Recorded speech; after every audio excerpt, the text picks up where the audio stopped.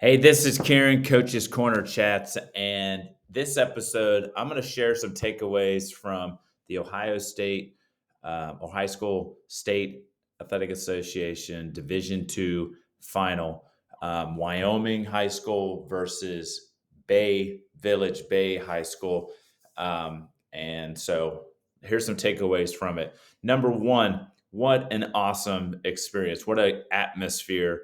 It was played at lower.com Stadium, which is the home of the Columbus Crew. And the place was awesome. It was like beautiful setting.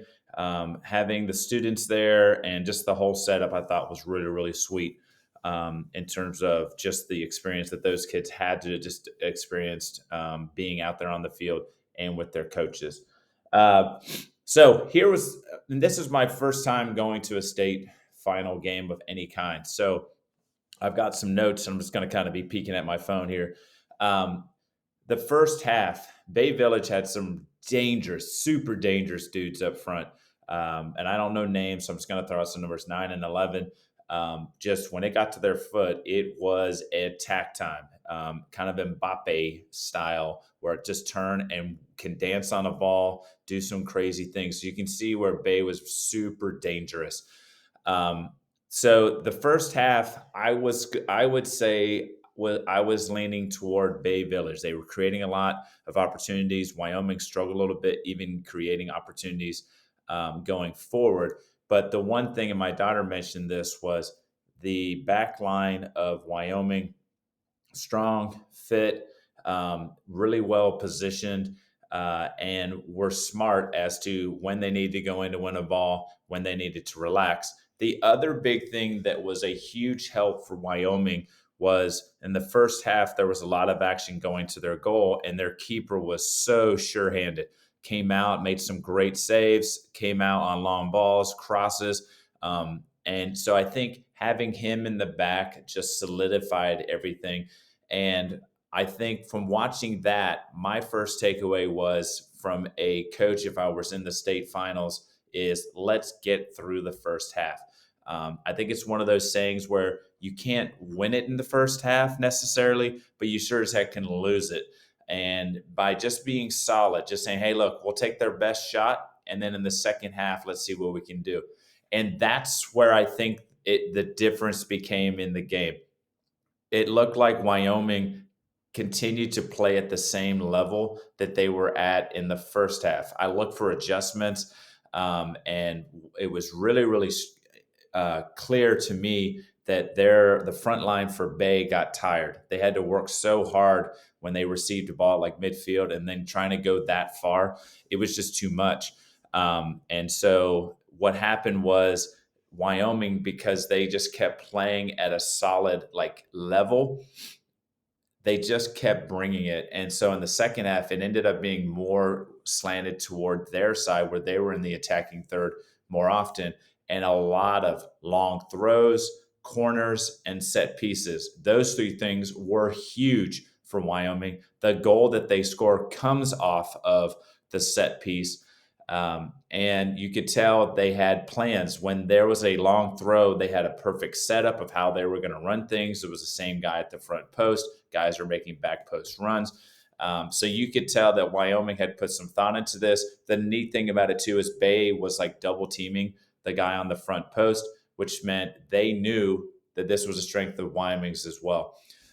It was one of those games that you knew it was going to be a small play. Something was going to happen. Even the header, if you watch it, I think it even deflects off of the Bay defender. And it's not even like the most solid header. It's nicked and it just rolls in. And it's one of those where it's in a spot, probably the only spot you could put it, where the keeper could not get to it. He made some amazing saves during the game. He had their keeper would throw the ball out to distribute, and the ball would land at the 50.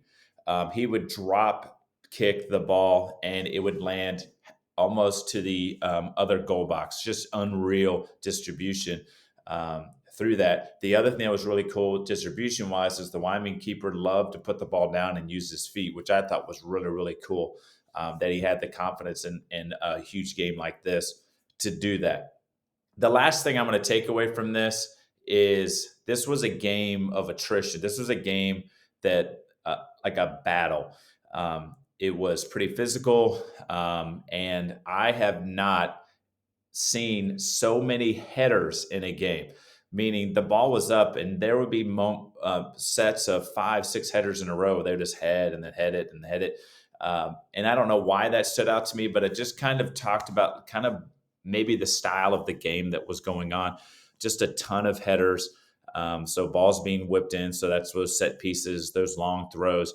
So it was a lot of, it was fun to watch. It really, really was. And one of the things that I've talked about a lot and tried to work with my program is training load, fitness, and what have you. And this is game 20, 21, maybe 22 for these two teams. And I think what really separated the two teams as the game went on is I believe Wyoming was fresher. They were getting to 50-50s quicker. They were, closing down on players once they got into the attack.